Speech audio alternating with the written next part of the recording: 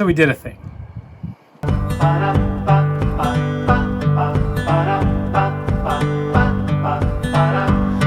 could never settle down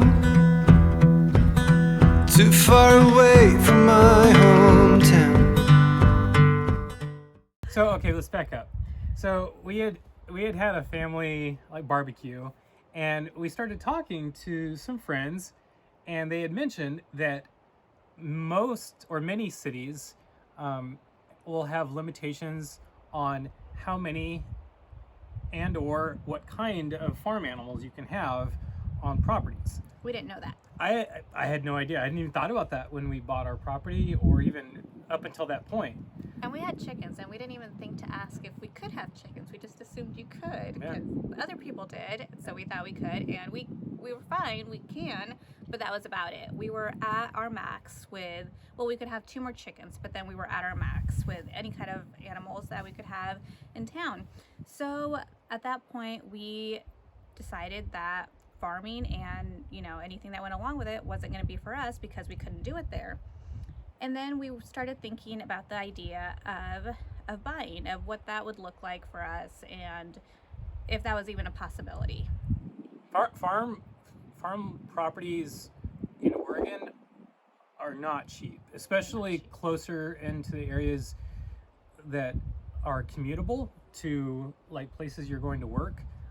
So we set a commute time of under an hour, and so that sort of limited our choices to a handful of properties. We ended up, after talking to our realtor and seeing what was out there, we figured out that we could probably stay within a certain budget, and knowing how much our old house was worth, we would probably be able to make a fairly large down payment on a new property, a new house. But having said that, I was firmly against buying, moving, anything unless it was the perfect situation. Like I said that multiple times. We both agreed that it needed to be absolutely a situation we couldn't turn down. Like it couldn't just be like it met some of our needs, but not others. It couldn't be like just convenience as far as location. It had to meet all of our needs for me to sell a house that we built that specifically we saw to be how we want from the ground up, and a house that I got to pick everything about it, the colors, the interior, everything. A house that we really went into with the mindset that that was going to be our forever home, and it was my ideal house. It was definitely my dream house, and I needed a really good reason to sell it. So we kind of set as far as our parameters, it needed to be at least a 4-bedroom, 2-bath, because that's what we had before. We didn't want to size down, and we still have 2 teenage boys in the house and 2 younger kids in the house, and we didn't want to feel cramped because we didn't feel cramped in our last house. We wanted everybody to still have their space. We didn't want to feel like we were on top of each other. We didn't want to size down, and we didn't want to go into a different house just for a little bit more property. We didn't want to go in for an acre. We didn't want to go in for half an acre. We wanted to go in for a massive change. So we had said specifically our minimum acreage was going to be 5 acres. I was hoping we would be able to get closer to 20 or more, but that also comes with a price tag as well. So so we landed on, we did go see one other property. So I think we were out garage sailing or something. By chance, we saw a home for sale. And it was a little bit outside of where we were, not too far, but a little bit outside, but it looked like it had some property. So just on the spur of a moment, we went to go see it, and it was 5 acres. It was 3 bedrooms, 1 bath. Oh yeah, it was 1 bath, that's right. It was 1 bath, and it was fine. Like it would have worked just fine, but not the perfect situation for us. And it was set up priced high. It was priced high. It was set up to be a working like hobby farm. Yeah. Again, it had the acreage. It had outbuildings already. It had stables. mean, it was a good property. It could definitely be used. It just wasn't our property. It was above our price range. So But looking at it, that house, I feel like, kind of gave us the push to look at what else is available, because before that we hadn't really looked at anything. So then we started looking at just bare property with the idea of building. yeah. That was an adventure as well. We went to go see several properties that half were a dozen, I think. yeah, just driving around. They were fine, but no property we saw was ever like actually like ideal in any way. In a lot of ways, buying property and building on it, depending on the situation of the property, is just as or more expensive as Probably. buying a house with property with a house on it. And a lot more work and a lot more time, and Because you have to think about how you're going to get your water, electricity, your sewage. So all those things have to be in place, and none of those things are cheap. and it was just going to be a lot more involved than what we were prepared to do at this point in our lives. And I'm not saying that's a bad way to go. I'm not saying like don't do it. But it definitely wasn't for us right now. And that's not to say it might not be in the future. I mean, That being said, we would have had to sell our house, be reimbursed for it, vacate it, and then purchase the property and build the house. So we would have been without a house, living in our trailer with our 4 kids and our cat and dog for who knows how long. 8 months. And some people do that, and I watched some people who I do go commend about you guys. it that way. I'm not Good that for strong. you. We could not do it. We couldn't do it. Lose my mind.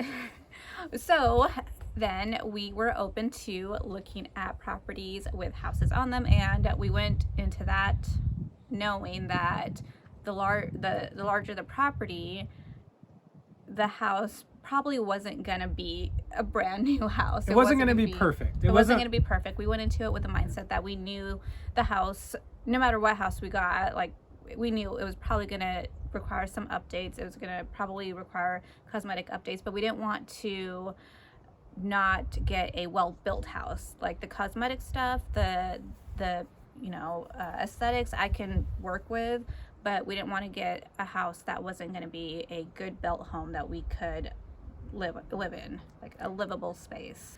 So our realtor did send us a few properties to look at. So lo and behold, Here we the are. only property that we went to look at with a house already ready to go was the one we ended up buying.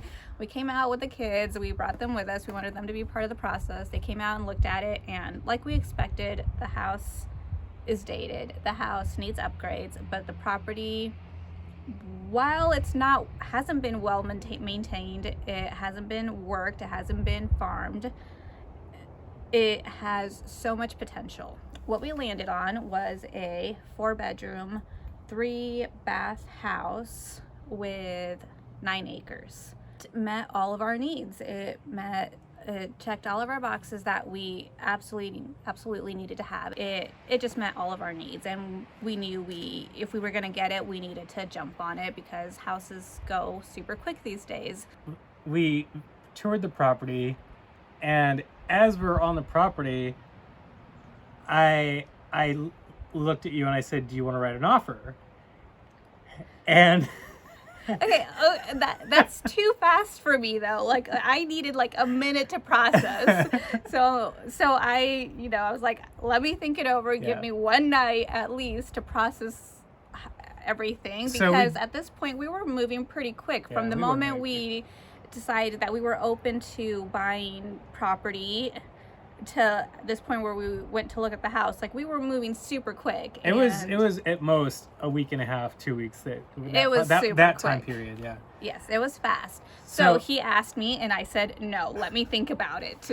So we on the way to home, I let you think about it, and by the time we got home, we had made a decision. That's right. But that same day, they had actually lowered their asking price by 20. So we were asking another 10 under what they just lowered it. So our realtor said, let's put it out there. I don't know how they're going to take it because they did just lower it. And at that point, with the idea in mind that we only wanted to move for the perfect situation. We just thought if they don't accept it, it's not going to be our home, and we'll just keep looking and it's fine, because we were fine where we were. So I kind of went into it thinking that they probably wouldn't accept it because it was so much lower than what they had already even lowered it to. So I was expecting at least a counter, and they didn't counter. They accepted. They accepted right away with no conditions. With no conditions. Yeah. They pay our closing costs, and that was that. So at that point, we were on a time frame now, because then we had to get our house on the market within a certain amount of time, and so that's what we turned our focus to. Okay, so we were working on getting our house ready to be put on the market.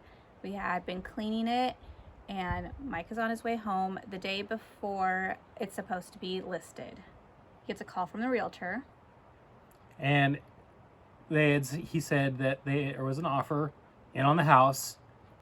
And this is before we had listed it, so it would have been sight unseen. It would have been before it's even on the market. So we had a choice to make at that point. So after a phone call with a realtor and a lot of what if questions to him, which I'm sure he probably got tired of answering, although we were still a little iffy, we decided to move forward on that, and he was able to get them to come up a little bit, knowing that we didn't go to market and we are probably maybe losing out on other offers.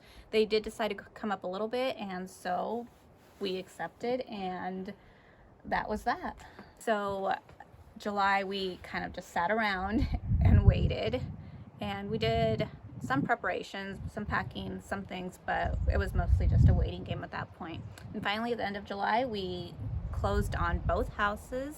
The sellers of our house had 4 days to move. We had 8 days to move, so we were kind of just patiently, at some points not so patiently, waiting for them to hand over the keys. But finally, we got the keys. We got all moved in with the help of my family, some friends. We got everything moved in and done within that week. Yep. And here we are. Here we are. So it's just now starting to sink in. We have to be very methodical as far as our planning when it comes to, there's a bird, when it comes to groceries, when it comes to any activities that the kids do. We quickly learned that we need to plan very carefully how we spend our time and how we spend our week going back and forth for stuff that we need to do in town. So it is still a learning process, and we have a lot of work to do. We have a lot of things that need to get done outside as well as inside, but nothing that is on any kind of deadline. So we're taking it as it comes. We're trying to not get ahead of ourselves when it comes to big tasks and chipping away at the small ones when we can. And that's where we're at now. Bring you guys along as we make this our home and our farm and our life. And it'll be exciting, and we're excited for it. It's going to be great. It is going to be good. I think we're dead.